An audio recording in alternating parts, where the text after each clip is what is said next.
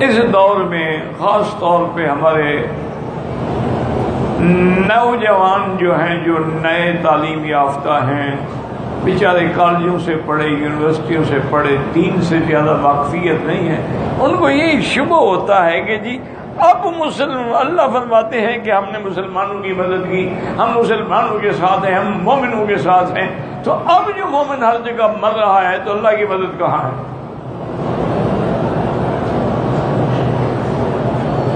آج کل یہ بہت بڑا اشکال ہے جو لوگوں کے دماغوں میں ڈالا جاتا ہے کہ بھئی وہ مدد، وہ اللہ کی نصرت وہ کیوں نہیں ہے کہ آج ہر جگہ مسلمان، یعنی کشمیر میں نظر ڈالیں، فلسطین پہ نظر ڈالیں، عرب پہ نظر ڈالیں، شام پہ نظر ڈالیں، حلب پہ نظر ڈالیں، آپ برما میں نظر ڈالیں، روہنگیا میں نظر ڈالیں، ہند پہ نظر ڈالیں، جہاں نظر ڈالیں مسلمانوں کا خون بہہ رہا۔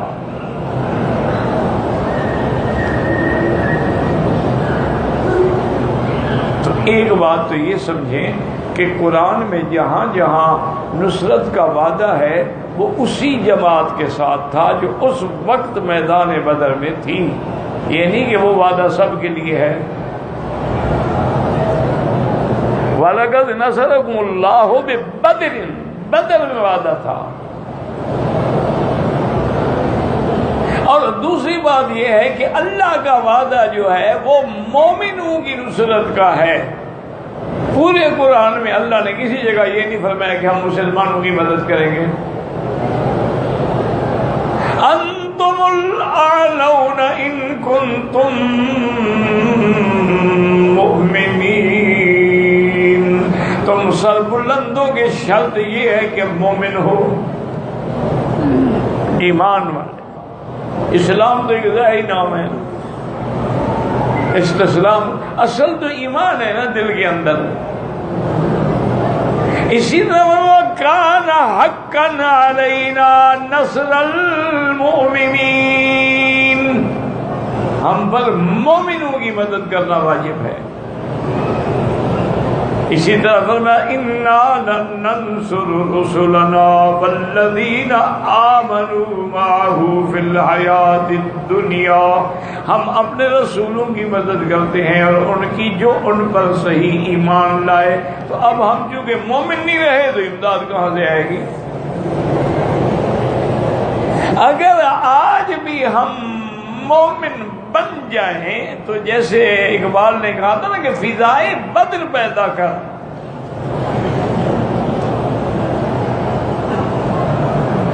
تم اسی طرح وہ میدان بدر کی فضا پیدا کرو، وہ روح بلالی پیدا کرو، تم اپنے اندر وہ جذبہ ایمان، حب مہاجرین و انصار پیدا کرو، تو آج بھی اللہ کی مدد آنے کے لیے تیار ہے۔ اور دیکھ لیں کہ بدر میں تو میرا مدنی پاک بھی موجود ہے نا، لیکن حضور کی وفات کے بعد حضرت صدیق کا دور آیا، حضرت عمر، حضرت عثمان، یعنی اسلام پھیلتا گیا، کیونکہ وہ صحیح مومن تھے۔ اولئک هم المؤمنون حقا، اللہ نے فرمایا میرا مدنی تیرے صحابہ اندر باہر سے پکے مومن ہیں۔ تو جب تک وہ صحیح ایمان والے میدان میں رہے، اللہ کی نصرت ان کے قدم چومتی رہی، اور انہوں نے مشرق سے لے کر مغرب تک اور شمال سے جنوب تک، اسپانیہ سے لے کر ماورا نہر اور چین اور ترکمستان اور اپنا جتنی ریاستیں ہیں، ہر جگہ اسلام کا پرچم بلند کر دیا۔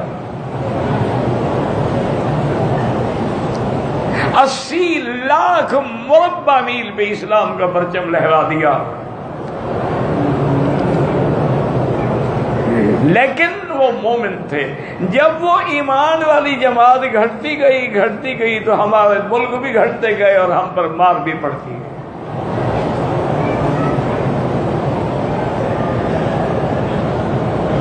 اور پھر درمیان میں جب بھی کوئی ایمان والا آیا، محمد بن قاسم آیا، وہ تو بہت بعد کا آدمی ہے نا، صحابی تو نہیں ہے نا وہ، بہت بات کا آدمی، لیکن صحیح مومن تھا، ایمان والا تھا، سچا تھا، تو نتیجہ یہ نکلا کہ اس نے عرب سے چل کے، بغداد سے چل کے آپ کے دراوڑ اور کراچی اور دیوبند اور سندھ کے چپے چپے پہ اسلام کے پرچم بلند کیے، اور جہاں جہاں سے گزرتا گیا ہندو کھڑے ہو جاتے تھے کہ ہمارا دیوتا۔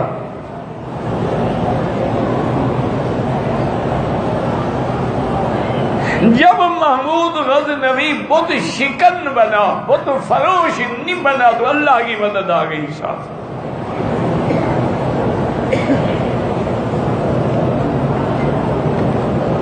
اور جب ہم پیسوں پہ لڑنے لگے، اقتدار کی کرسی پہ لڑنے لگے، ہم جناب سرکار کی خوشنودی حاصل کرنے کے لیے انگریزوں کے بوٹ پالش کرنے لگے، تو پھر وہ نصرت بھی ختم ہو گئی، ہر چیز ختم ہو گئی۔ ہمارے بڑے بڑے مولوی بھی بک گئے اور بڑے بڑے پیر بھی بک گئے۔ یہ دیکھا نہیں ہے کہ جتنی گدیاں ہیں ان کی، اتنی بڑی جائیداد ہے، لاکھوں ایکڑ زمینیں کہاں سے آ گئی ہیں؟ ہم کو تو میسر نہیں، مٹی کا دیا بھی، گھر پیر کا بجلی کے چراغوں سے روشن، یہ انگریزوں نے دیا تھا کہ تم ہماری مدد کرو، ہم تمہیں جاگیریں دیں گے۔ یہ لقب انہوں نے دیے تھے، کسی کو سر کا لقب دیا، کسی کو ڈاکٹر کا لقب دیا، کسی کو شمس العلماء کا لقب دیا، کسی کو مخدوم الملک کا لقب دیا، کسی کو مسیح الملک کا لقب۔ ساری ان کی سازش تھی اور ان کی گیم تھی، اور ہمارے جعفر الصادق جو تھے وہ سازش کر کے اسلام کو اندر سے کاٹ رہے۔ جعفر بنگال صادق از دکن۔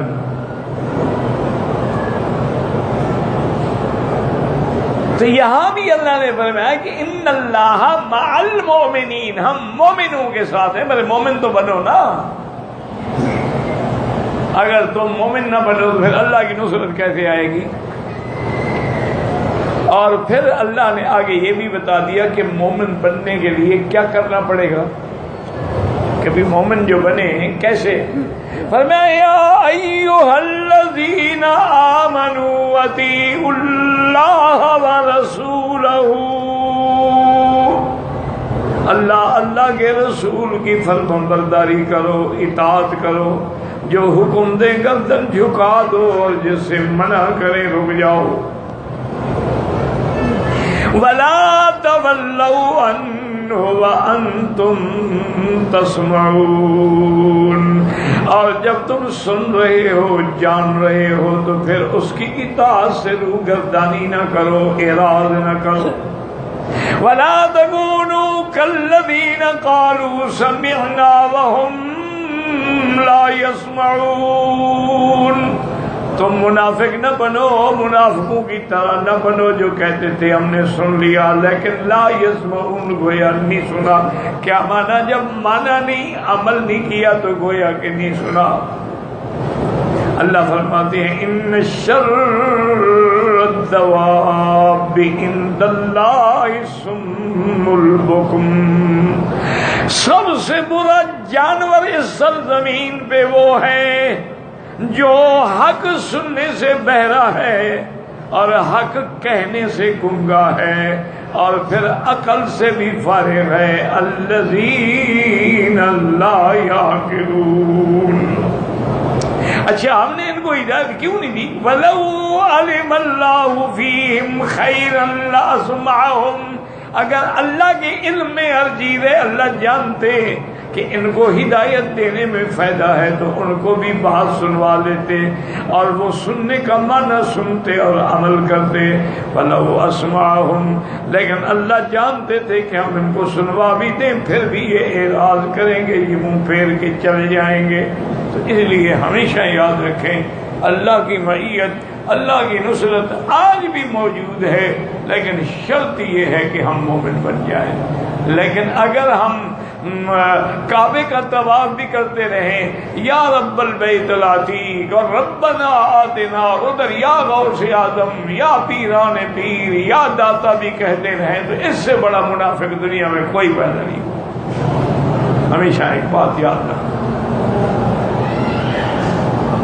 منافق بھی تو یہی کہتے تھے نا، جب مومنوں کے پاس آتے تو پکے مومن کافروں کو کہتے ہیں نہ بھاگو ہم تمہارے ساتھ ہیں۔ اس لیے اللہ کو وہ ایمان پسند ہے جو خالص ہو، اندر باہر سے پکا مومن ہو۔ اللہم اجعلنا